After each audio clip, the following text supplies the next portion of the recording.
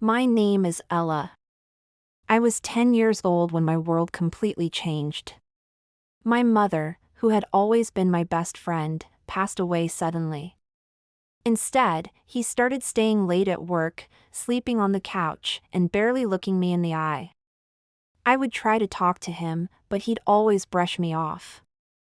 "I'm tired, Ella," he'd say. "It's time we move forward."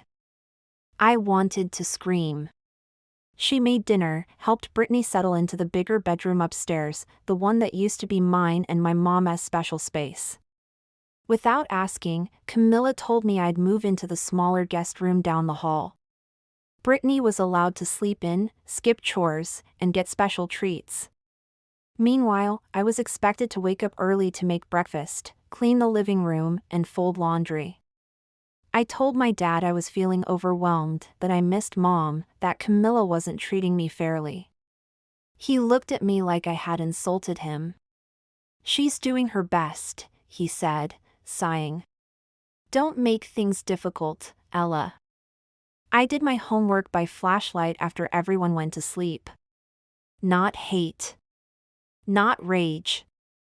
Something colder. Something stronger. I learned how to make meals from scratch, how to unclog sinks, how to carry emotional pain without showing it on my face. I became invisible, but I never forgot. "You should be grateful she's taken you in." Taken me in? It was my house, my family, my life. But somehow, I had become the outsider. If I forgot something or was even a minute late, Camilla would raise her voice. "You're old enough to help," she'd say sharply. "Stop being lazy." My dad never stepped in. If anything, he seemed relieved to not deal with me anymore. Maybe it was easier for him to pretend I was the problem, not the pain he never faced. "It'll be cozy," she smiled. "You'll love it." My dad didn't object. He didn't even look at me. I swallowed my feelings and moved my things quietly. I wanted to tell him I wasn't ready, that it felt too soon. Camilla redecorated everything, new curtains, new paint, even new furniture. She got rid of the floral blanket my mom had loved and packed away the photo frames we used to keep on the hallway shelf. My room had become a dusty box with barely enough space for my bed and books. Sometimes, I'd sneak out to the backyard at night and sit where my mom used to garden. I'd close my eyes and pretend she was still there, humming softly while planting flowers. That memory was the only warmth I had left. When I asked where my mom's things went, Camilla said she had boxed them for storage. I never saw them again. But I was only 10. And he didn't ask for my permission, he simply informed me. A small, quiet ceremony was held in our backyard, and suddenly, Camilla and Brittany were living in our house. My house. My mother's house. "We'll talk later." But later never came. I felt invisible in my own home. I kept hoping things would get better, that maybe he just needed time. But didn't he know he was already planning to replace the only person who ever truly loved me? It was a cold morning in December when the phone rang, and within a few hours, I was standing in a hospital hallway, holding my father's hand, as doctors confirmed she was gone. She was tall, always wore shiny lipstick, and smiled too much. She had a daughter around my age named Brittany, who barely said a word to me the first time we met. Camilla was overly sweet in front of my dad, always complimenting me, acting warm and friendly. But when he wasn't around, her tone would shift. She didn't like the way I dressed. She said my hair was messy and that I needed to act more ladylike. I didn't understand why, but I felt uncomfortable around her. A car accident had taken her from us, no goodbye, no warning, just silence. I remember sitting on the edge of my bed that night, staring at the empty chair where she used to braid my hair. The house felt too quiet. My heart felt even quieter. In the months that followed, my father changed. He didn't cry in front of me. He didn't talk about her. 6 months after my mom died, my dad introduced me to a woman named Camilla. Before I could even get used to her visits, my dad announced they were getting married. Camilla makes me happy, he told me. At first, things seemed fine. Camilla still acted nice when my dad was around. Slowly, the house began to change. The change wasn't just in the house, it was in how I was treated. By the time I turned 12, I was doing nearly all the housework. Brittany got a new phone and fancy clothes. I got old hand-me-downs and cold stares. I tried to speak up once. After that, I stopped talking. I stopped hoping.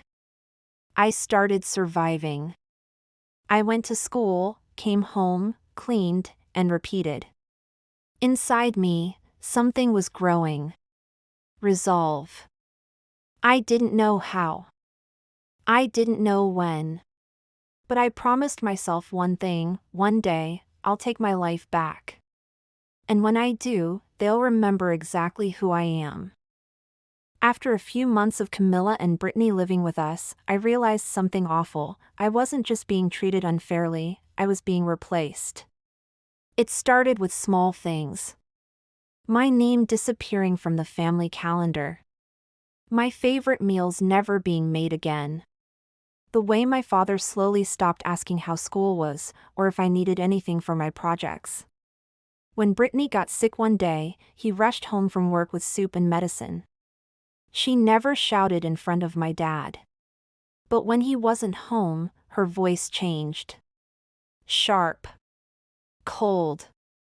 "Why are you still sitting?" she'd snap while handing me a mop. "You're not a guest in this house." When I had a fever a week later, he didn't even ask if I was okay.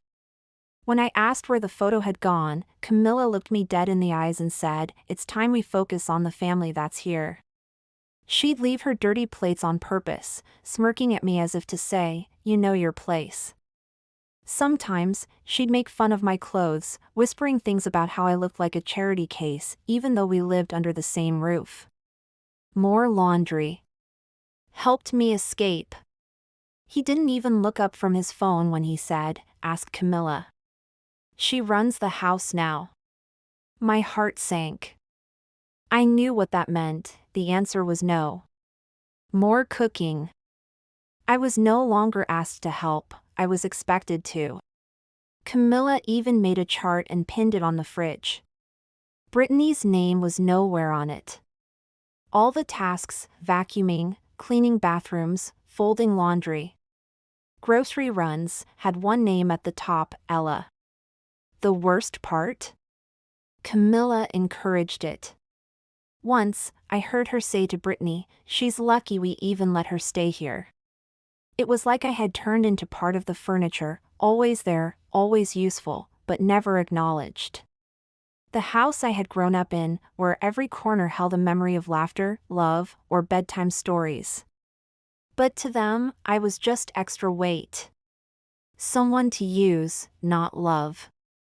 Camilla had a way of doing things that looked innocent on the surface. One afternoon, I came home from school and saw that the wall where my mom's wedding photo used to hang was now decorated with a huge painting of Camilla and Brittany at the beach. I stood in silence, stunned. Family? Wasn't I family too?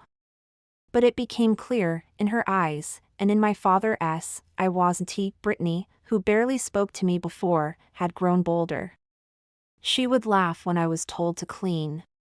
That sentence hit me like a slap. Let me stay? This was my home.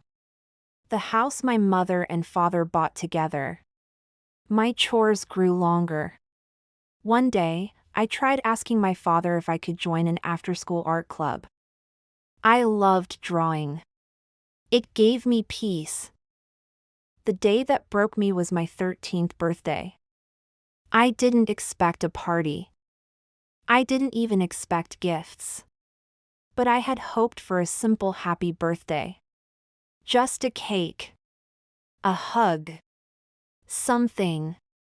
Instead, the day passed like any other. Camilla gave me a list of chores before school. "Oh," she said, then turned away. That was it.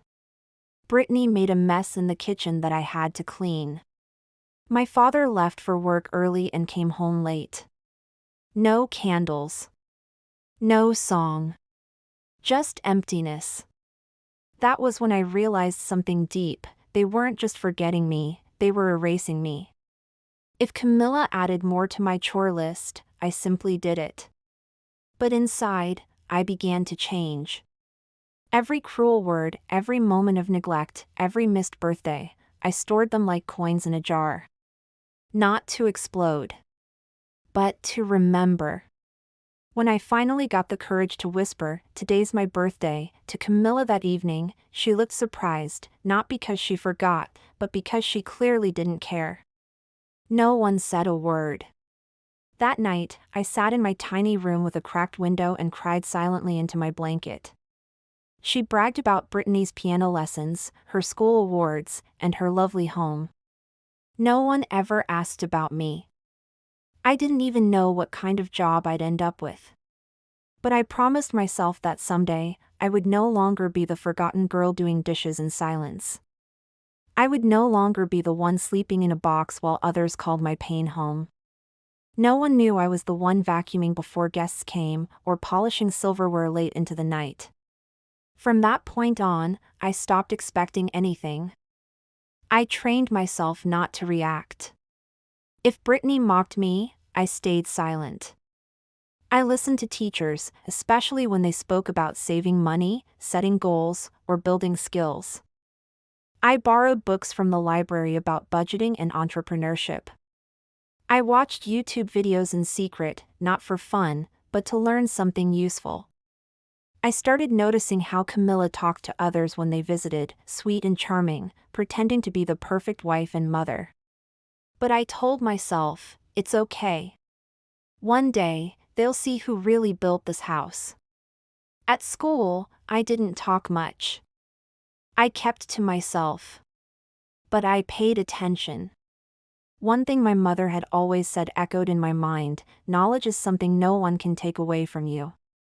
So I made it my weapon.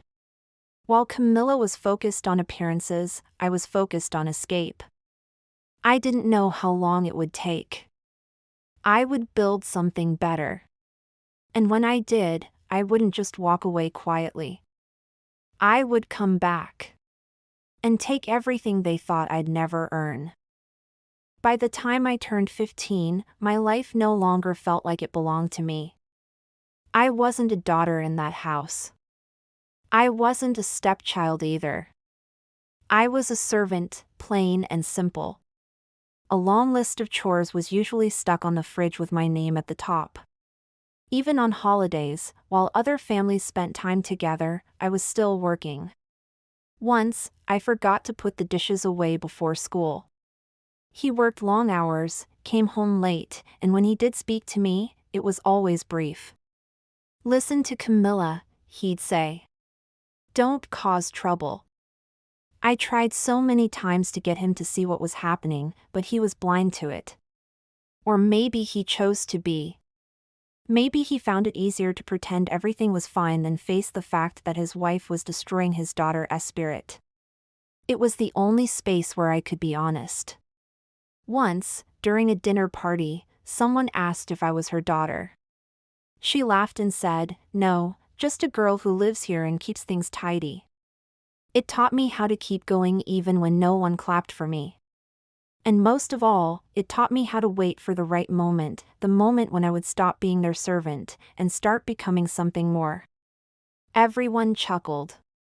I smiled politely, even though I felt like something inside me had shattered. I cleared the plates and walked to the kitchen slowly, silently repeating to myself, "This won't last forever. I won't let it." I didn't know it then, but those journals would one day become proof of how far I had come. For now, they were my therapy. My way of staying sane when everything around me tried to break me. Eventually, I stopped trying. He had become a stranger to me, Just another person who walked past me in the hallway. Camilla made me clean the bathrooms with a toothbrush that evening. There was no fairy godmother, no sudden letter from a secret aunt, no lost inheritance waiting to be claimed. It was just me and my willpower. I didn't need to be rescued, I needed to escape. And I needed to build the kind of life that they could never touch, never control, and never take credit for. Some students thought I was too quiet or too serious, but they didn't know what I was carrying on my shoulders. I didn't go to school to make friends. I went to survive. I stayed late in the library every day, not just to avoid going home, but to read everything I could about business, finance, computers, and self-improvement. I was building something in my mind, brick by brick. I didn't know what it would become yet, but I knew it would be big. Another time, I accidentally left my towel on the floor after a shower. I offered to help neighbors walk their dogs, babysit their kids, or clean their garages on weekends. Camilla had thrown everything into a trash bag because, as she put it, this room is too cluttered, and you're not paying rent. I dug through the bag with shaking hands, praying my journals were still there. Thankfully, they were. I hugged them to my chest like they were the last pieces of myself I had left. Every dollar I made went into a small metal box hidden behind a loose brick in my bedroom wall. Camilla never noticed. She was too busy pretending she was running the perfect household. My savings grew slowly, but steadily. It wasn't much, but it was mine. And it gave me hope. She took away my blankets for a week and made me sleep without any covers. My room, already cold and small, became a freezer. I cried quietly at night, hugging my arms to stay warm. But I never told anyone. I didn't want pity. I wanted freedom. On Thanksgiving, I spent hours cooking while Camilla bragged to her friends about how organized her household was. She never once mentioned I had made everything. I just stood in the kitchen, pretending I wasn't there, while they praised her for a job she never did. Dishes, laundry, vacuuming, bathroom cleaning, it never ended. Camilla never asked if I had homework or if I was tired. She didn't care that I was balancing school and an entire household. To her, I wasn't a teenager, I was free labor. Brittany, on the other hand, sat on the couch watching TV or texting on her phone while I scrubbed the floors beside her. If I asked for help, she laughed. "That's your job, not mine," she'd say. Camilla always nodded in agreement. Each day followed the same dull routine, one that felt more like a prison sentence than a home. I would wake up before anyone else, make breakfast for Camilla and Brittany, pack Brittany's lunch, and then rush to school with barely enough time to eat anything myself. I was always tired. Always behind. And no one cared. When I returned from school, there was no break waiting for me. There was no appreciation, no thank you. I learned to keep my head down. Speaking up only led to punishment. My father? He was no longer really in the picture, even though he technically lived under the same roof. Despite everything, I never let my grades slip. School was the only place where I felt like I still existed. My teachers praised me for being focused and hardworking. I also started saving money. One evening, I came home from school to find that my small bookshelf, the one place where I kept my favorite novels and journals, had been removed. I wrote in those journals every night.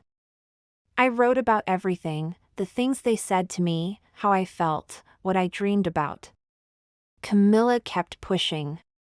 She started calling me the help in front of guests. From that moment, I stopped waiting for anyone to save me.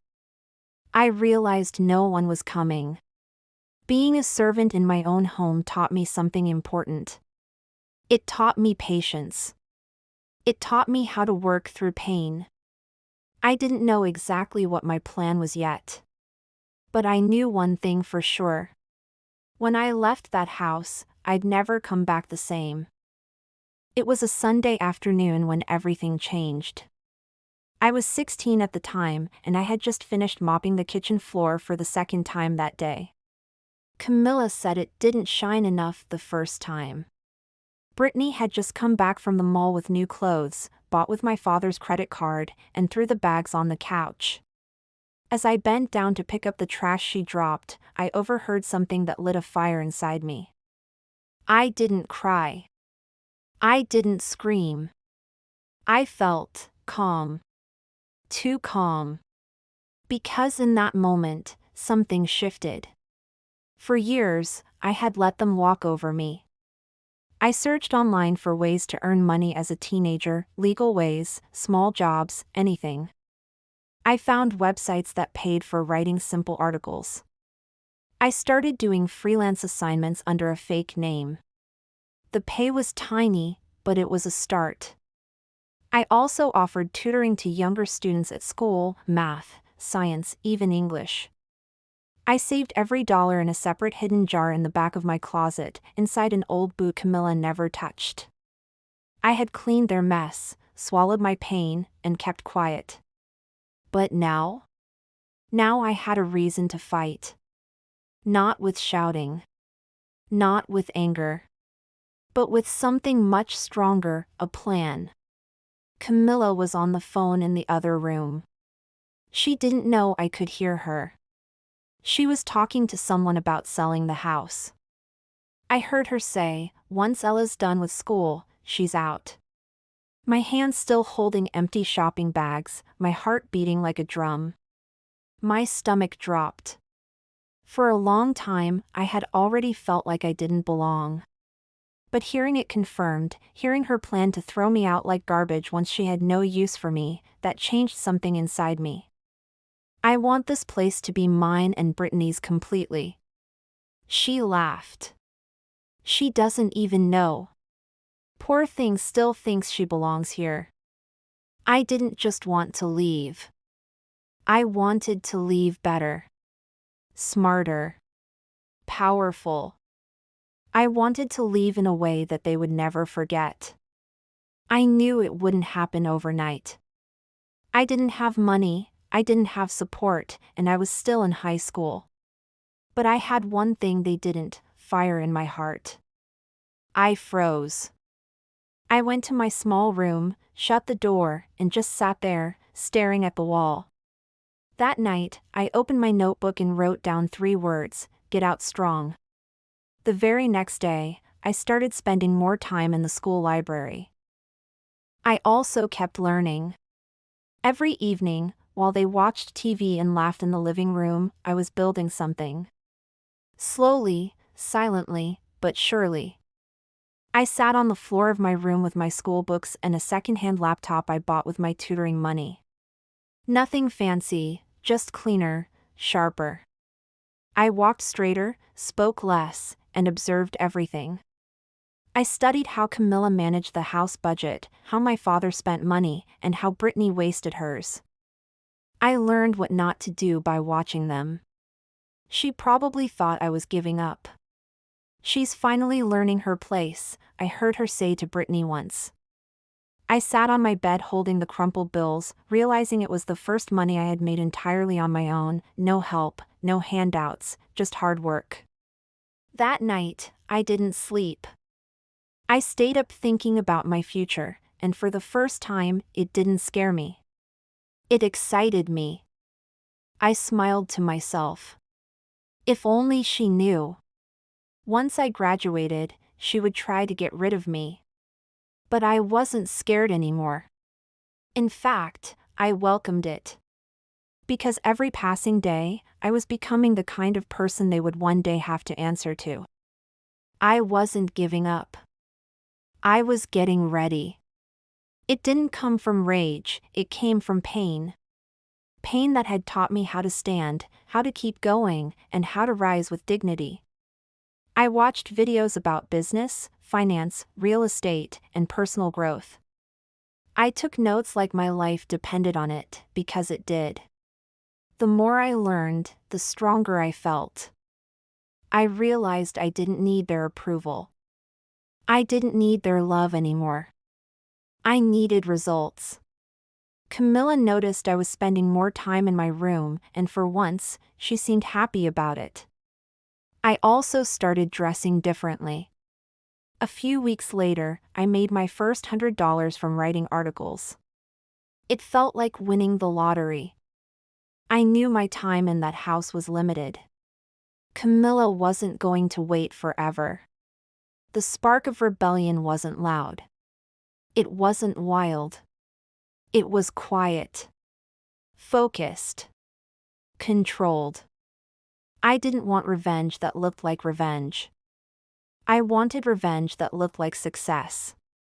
And one day, I promised myself I'd come back to this house, not as the girl they treated like a maid, but as the woman who owned it. Graduation was only a year away, and I could feel the pressure building like a storm cloud above my head. I knew Camilla wasn't going to let me stay a day longer than she had to. She hadn't said it out loud again, but I could see it in the way she ignored me, in the way she kept dropping comments about needing more space and fresh energy in the house. Brittany was getting ready for college, pampered and praised for every little achievement, while I was expected to clean up after her like usual. But I wasn't wasting time being bitter anymore. I was building my exit, step by step, like climbing out of a deep, dark pit with no one pulling me up. The first part of my escape plan was money. I knew I couldn't leave if I didn't have savings. I doubled my tutoring hours and picked up weekend work at a small diner a few towns over. I told Camilla it was for school credit so she wouldn't ask too many questions. She barely looked up from her phone when I said it. That was the good thing about being ignored, no one paid attention to what I was really doing. I saved every tip I made, stuffing bills into an envelope hidden behind the insulation in my closet wall. I didn't spend a single dollar unless I absolutely had to. No new clothes, no phone upgrades, nothing. Every rupee I saved was fuel for my freedom. The second part was education. I knew that if I wanted to be truly free, I couldn't just run, I had to rise. I applied to online courses and night classes that taught skills like digital marketing, real estate basics, and freelance work. They were cheap, sometimes even free, but full of gold. I started building a real resume, something I could use in the outside world. My old laptop would heat up and freeze sometimes, but I kept pushing. I'd stay up late into the night studying in silence, while Camilla and Brittany watched movies in the living room with popcorn and laughter I wasn't invited to. I didn't envy them anymore. I pitied them. Because I knew I was building something they couldn't even imagine. Emotionally, I had changed too. I was stronger. There were still nights when I'd cry quietly into my pillow, but I didn't cry because I was broken, I cried because I was tired. Tired of pretending, tired of hiding, tired of being treated like I was nothing. But each morning I woke up with more determination. Each morning, I reminded myself that I was getting closer. I stopped reacting when Camilla insulted me. I stopped flinching when Brittany made fun of my worn-out shoes. I just looked them in the eye and smiled slightly. It wasn't a fake smile. It was the smile of someone who knew they wouldn't have to deal with this much longer. My plan was simple. Graduate quietly. Take the money I had saved and move into a shared apartment with other working girls in the city. Use my skills to get a job, any job, and then build something bigger from there. I had researched companies that hired remote workers, and I already had a few small projects going. I knew it would be hard, but nothing could be harder than what I'd already lived through. I had survived humiliation, loneliness, and being treated like a ghost in my own home. I could survive a small apartment and cheap noodles if it meant peace. I also made a quiet promise to myself, I wouldn't tell them when I was leaving. I wouldn't make a scene or cry at the door. I'd leave like a shadow, without noise, without goodbye. I didn't owe them tears. I didn't owe them anything. But there was one thing I did owe myself, a promise.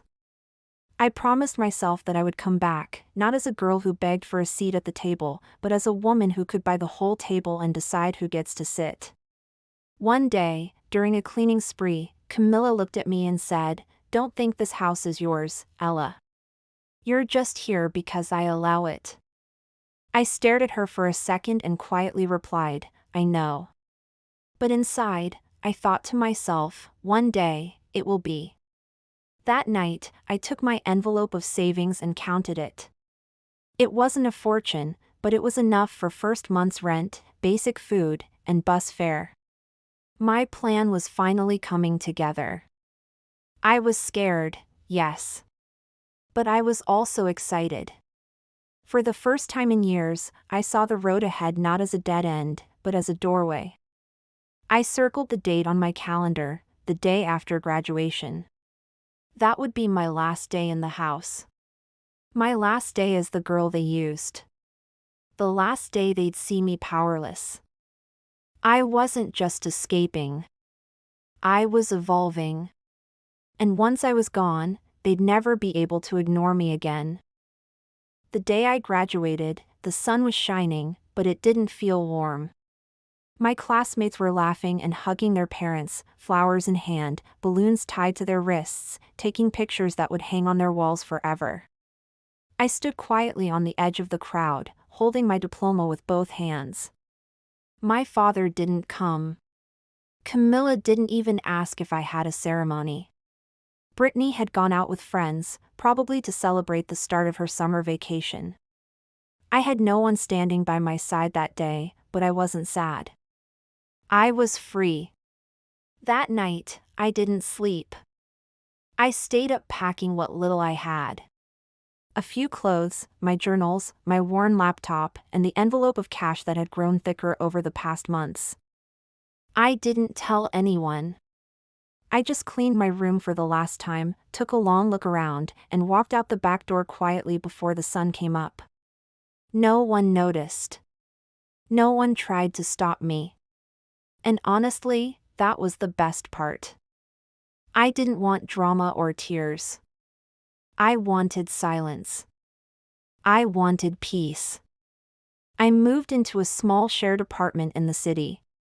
It wasn't glamorous, the walls were thin, the bathroom was always a bit too cold, and the kitchen sink leaked, but it was mine. No one told me what to clean. No one left dishes for me to scrub.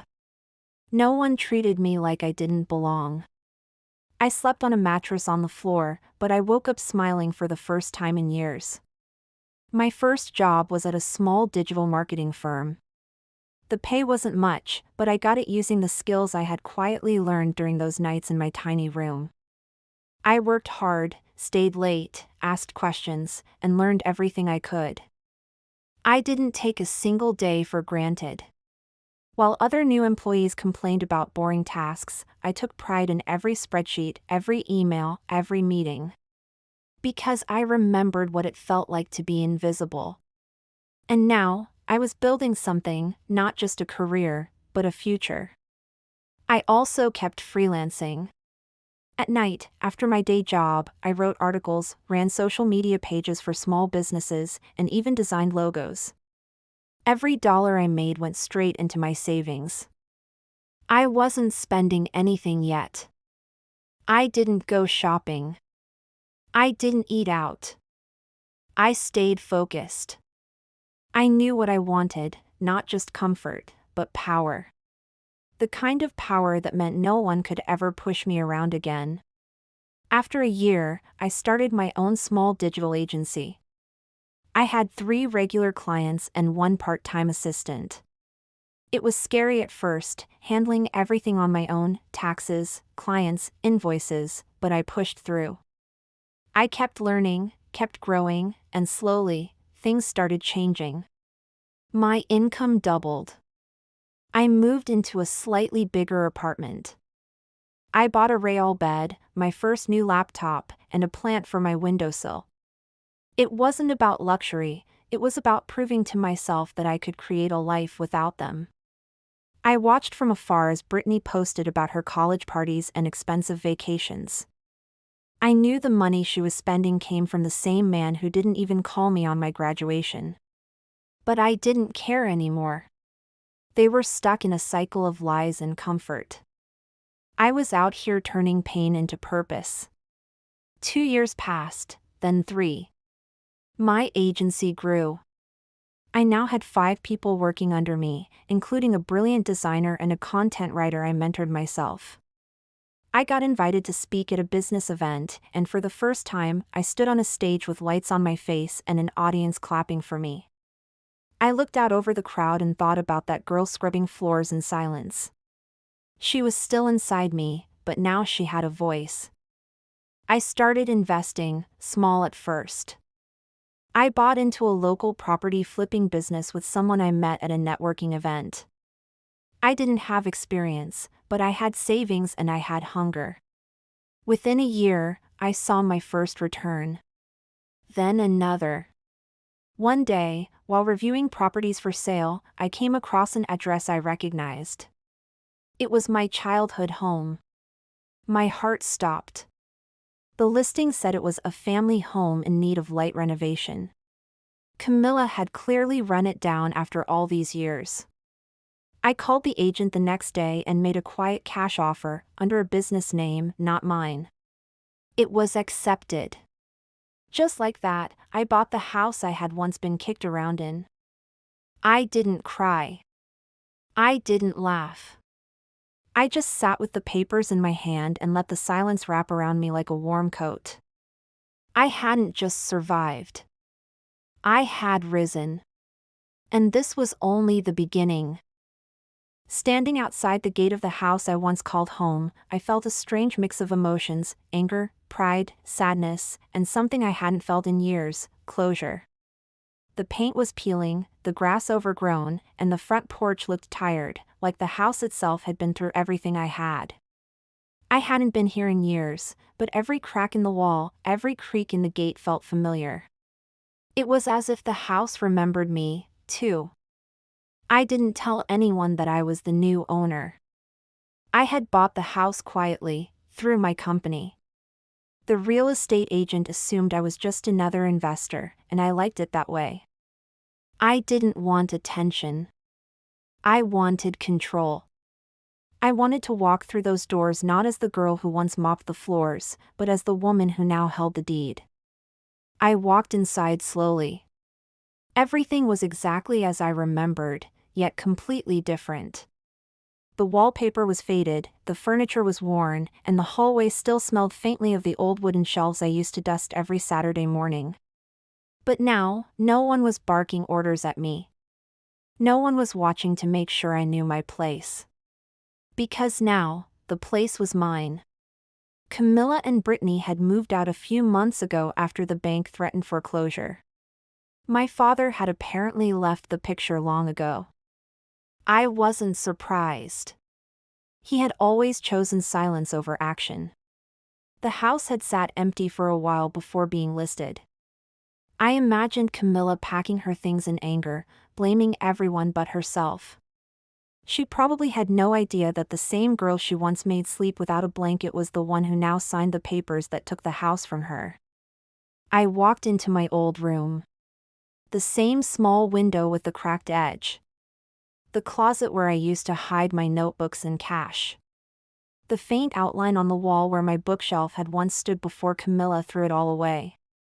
For a moment, I stood there in silence, remembering the nights I cried into my pillow, the days I spent planning my escape, and the quiet strength that grew inside me like a seed under concrete. And now, I had bloomed.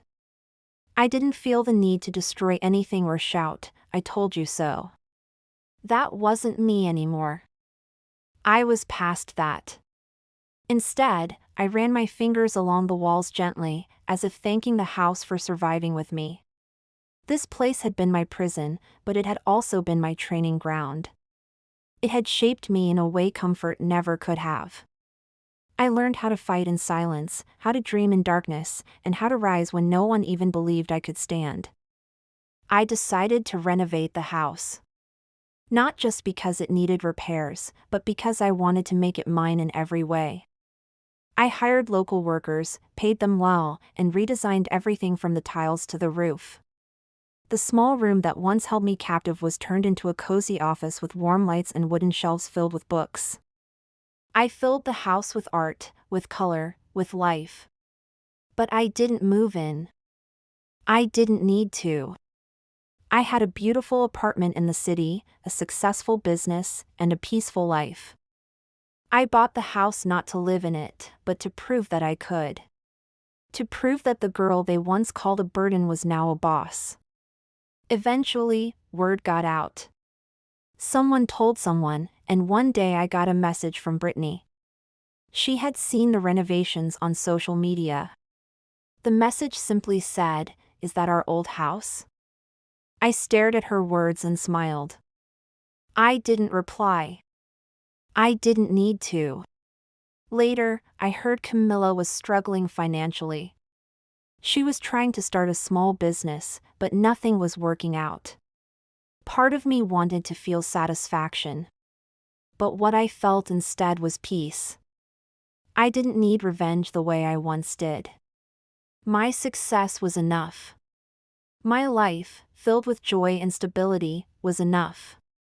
Still, I wanted one last visit. I returned to the house after the final renovations were done. I walked through the hallway again, now bright and polished, with fresh paint and soft rugs. I sat on the new couch in the living room and thought about all the times I stood in that very spot holding a mop. Then, I pulled out my journal, the same one I used to write in as a teenager. I opened it to a page from years ago. It said, "One day, I will own this house. One day, I will rise above all of them." And I had. I closed the journal, stood up, and walked to the window. The neighborhood looked the same, but everything felt different. I had come full circle, not as a broken girl needing love, but as a strong woman who created her own place in the world. My past didn't define me. But owning it? That was the greatest power I'd ever claimed. It was a rainy Thursday afternoon when I received the email. The name that popped up on the screen made my stomach turn for a second, Camilla R. For a brief moment, I considered deleting it without reading. But curiosity got the better of me. I opened it. The message was short, formal, and cold, exactly how I remembered her tone when she used to bark orders at me. She wrote that she had heard I bought a certain house, and that she wanted to discuss a possible arrangement. She mentioned she was struggling with temporary financial hardship and asked if I would be open to meeting in person. I stared at the screen for a long time, not because I didn't know what to say, but because I already knew exactly how I wanted this to go. Camilla had spent years treating me like a servant, like a burden. Now she was asking for help, from me. The girl she made clean floors, cook dinner, and live in silence. It was poetic. But I wasn't going to be cruel. I had moved past that. I had already won. Now I wanted to offer something unexpected, not revenge that cut deep, but an opportunity that would remind her exactly who I had become. I agreed to meet her at a quiet coffee shop in the city. I arrived early, dressed in a crisp white blouse, black pants, and heels. I looked nothing like the girl she remembered. My hair was neatly tied back, my laptop bag by my side, and I sat confidently with my espresso already half-sipped by the time she walked in. Camilla looked older. More tired. Her expensive makeup couldn't hide the stress in her eyes. She wore a faded coat and carried a handbag that looked like it had seen better days. She paused when she saw me. I stood and extended my hand. She hesitated, then shook it. "Ella," she said, with a thin, polite smile. "Camilla," I replied, evenly. We sat. There was an awkward silence at first. She stirred her tea unnecessarily, then finally spoke. "I heard about the house. I just didn't know it was you." I nodded. "Yes. It's mine now. She cleared her throat. Look, I won't waste your time. I'm not here to beg.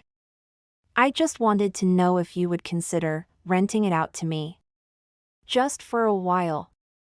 I'm having trouble finding a place, and Brittany is overseas, so it's just me. Her voice cracked a little at the end. She was trying to sound strong, but I could hear the desperation beneath her words. It was strange, seeing her like this. Once, she had so much power over me. Now, she looked like she was holding herself together with sheer will. I folded my hands calmly and looked her in the eye. I won't rent it to you. Her expression stiffened. She sat up straighter, like she was preparing for a fight. I understand, she said quickly, her pride kicking in. But, I continued, I will offer you something else. Her eyebrows lifted slightly. I'm turning the house into a transitional home for young women coming out of abusive or toxic families. Girls like me, who had nowhere to go and no one to help them. The renovations are almost done. I've partnered with a nonprofit. We're opening it next month. Camilla stared at me, confused. So, what does that have to do with me? I'd like you to help clean it, I said calmly. It pays hourly. You'll be supervised. And you'll take instructions from my staff, women who know what it feels like to be stepped on. Her mouth dropped open slightly. You're offering me a cleaning job? No, I said, leaning forward slightly. I'm offering you a chance to understand what it feels like to be on the other side. To be invisible. To work hard and not be thanked. Maybe if you live that truth even for a little while, you'll grow. She was silent. Her pride was obviously swallowing her whole from the inside, but I wasn't doing this to humiliate her. I was doing it because I believed in change, and sometimes, the only way to change is to walk through the fire you created for others. Camilla didn't accept the offer that day. She left in a rush, her tea untouched, muttering something about thinking it over. I didn't stop her. I simply paid the bill and walked out of the cafe with my head high. Whether she accepted or not didn't matter. What mattered was this: the power had shifted. I had once begged her to see me, to treat me like a human being. She never did. Now, she had come to me, hoping for shelter. And I, the girl who used to scrub her bathroom floors, had offered her both shelter and a mirror. Because sometimes, the sweetest revenge isn't revenge at all. It's the moment your silence is louder than their insults. It's the moment they realize they now need you. The house that once held my pain had now become a place of healing, not just for me, but for others. Turning it into a transitional home wasn't just a business decision. It was a promise I made to myself years ago when I had nowhere to turn. I wanted young girls like I once was to walk through those doors and feel safe, understood, and seen. I wanted them to know they weren't alone. That no matter how broken they felt, they could rebuild their lives, just like I did. After the official launch of the program, we welcomed our first 2 residents. Donations trickled in. I told them the truth: I didn't do it alone. Pain did it with me. Loneliness walked beside me. But I chose to make my suffering mean something. That's all. And suddenly, I sat down on the same couch where I had once been scolded for sitting without permission. And I breathed. People who once ignored me now wanted to interview me. They wanted to know how I did it. A girl in our shelter, barely 18, stood in front of the mirror, dressed for her first job interview. I hung the first dollar I ever earned from freelance work. It reminded me that even the smallest steps could lead to something massive. That you don't need a perfect life to build a powerful one. You just need heart, grit, and the courage to rise again. She turned to me and asked shyly, "Do you think I look confident?" How a girl with no support and no money had built a home that gave hope to others. Both of them were only a few years younger than me, carrying stories that broke my heart but reminded me of my purpose. These women weren't just professionals, they were survivors too. I never expected her to. But I did hear through someone that she was living in a rented apartment, struggling to find consistent work. Brittany was still living off her father's money, hopping between jobs and pretending on social media that her life was perfect.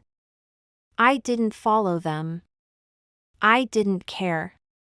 I had no anger left, just clarity. I knew now that I didn't need them to validate me. I had built something greater than they ever gave me credit for. Every person involved in the home understood what it meant to have your voice stolen. We created not just a shelter, but a system. That they didn't have to carry the weight of what had been done to them forever. I didn't want to rush, I wanted to build something that would last. Within a year, we opened a second home in a nearby city, then a third. I set up a foundation in my name, not because I wanted the attention, but because I wanted to give my younger self something to be proud of. Ella, the maid, was now Ella, the founder. Each girl who came through those doors received therapy, education, and job training. Within weeks, we started seeing changes, shoulders lifted, eyes a little brighter, voices growing louder. One had escaped a stepfather who treated her like property. Another had been kicked out by her family after refusing to give up on her dreams. They came to us scared, quiet, unsure of how to even trust a kind word. But I saw myself in them. The silence. The shame. The fragile hope. And I knew I had to lead them, not with pity, but with strength. I hired a team of counselors, social workers, and career advisors. At night, I'd walk through the halls and hear laughter echoing from rooms that used to know only silence. Where I once cried myself to sleep, now girls talked about dreams, goals, and futures that felt real. It was surreal. And yet, it felt exactly right. I kept working, expanding the program slowly and carefully. My story began to spread, not through gossip, but through word of mouth and community outreach. Local newspapers wrote about our mission. Volunteers started coming forward. Every time someone asked, Camilla never responded to my offer. One afternoon, I smiled and adjusted the collar of her shirt gently. "You don't just look confident," I said. "You look powerful." As she walked out the door, the house had changed. The people inside it had changed. And most of all, I had changed. This legacy I had built wasn't just about giving people rooms to sleep in. It was about giving them the belief that they were worth more. I kept a framed picture of the house on my office wall, a symbol of where I started. Next to it, I didn't just break the cycle. I rewrote the whole story. It's strange how even after success, after everything you've built and survived, some memories still sting when they come back. The ones you thought you buried. The words spoken to you when you were weakest. The nights you cried quietly so no one could hear. Shame that I hadn't been strong enough to fight back when I was younger. I drove to a quiet beach a few hours away from the city and checked into a small cottage by the shore. I spent the first evening just listening to the waves. Watching them crash and return, again and again. You didn't deserve to be used. And you did not deserve to carry that pain alone. I cried as I wrote, letting go of years of heaviness I didn't even realize I still held. Not for failing, but for surviving in silence. For thinking I needed to become someone extraordinary just to be worthy of love and respect. Lighter. Stronger in a way that had nothing to do with money or success. I continued running my foundation, mentoring more girls, expanding our work. But now, I did it with peace in my heart. No longer trying to prove myself, just trying to pass on the strength I had found. Because the truth was, I had always been worthy. Even when they treated me like I wasn't. Even when I had nothing. Then I wrote, "You are enough. You always were." They reminded me of myself, how I had been knocked down, pulled back, but always came forward. She had just moved in, barely 19, with tired eyes and a haunted look I knew too well. Guilt for not screaming when they ignored me, for letting Camilla treat me like help, for letting my father's silence break me a little more every day. I thought rising above it all would heal me completely. I carried it until I was strong enough to put it down. And then I forgave myself. But even after I built a legacy, even after I created homes for others, there were nights I still felt like that girl with nothing. I walked to the edge of the sea and let the wind take it from my hands. I'd sip tea and look around at the home I rebuilt, not just with money, but with heart. And I'd whisper to the girl I used to be, "You made it. You're safe now." It no longer haunted me. It reminded me of my strength. My scars weren't shameful anymore, they were proof of survival. Proof that I had walked through the worst parts of life and still chose kindness, purpose, and light. I watched it drift into the water, like all the pain I had hidden inside for so long. And in that moment, something inside me loosened. I had spent years trying to prove I was more than the maid they saw me as. I had earned respect, power, freedom. But deep inside, I hadn't realized there was one more step I had to take, one I had avoided all this time. I sat down, opened the notebook, and started writing. Not business plans or donation proposals, just raw, honest letters. One to Camilla. One to my father. And then, one to myself. I needed to forgive myself.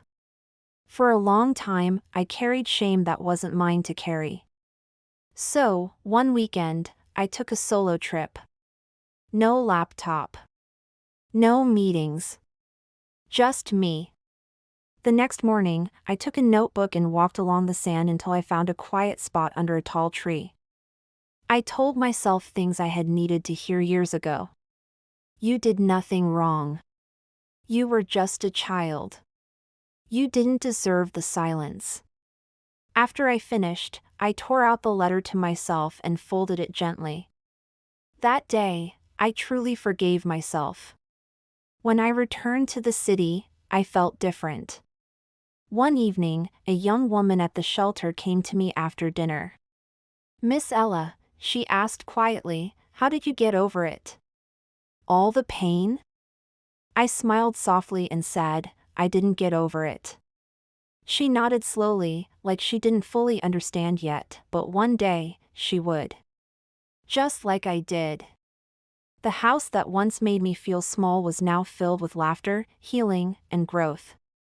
Sometimes, I'd sit in the living room alone after everyone had gone to bed. The story didn't end when I became successful. It ended when I became whole. And that, more than anything else, was my greatest revenge. Peace.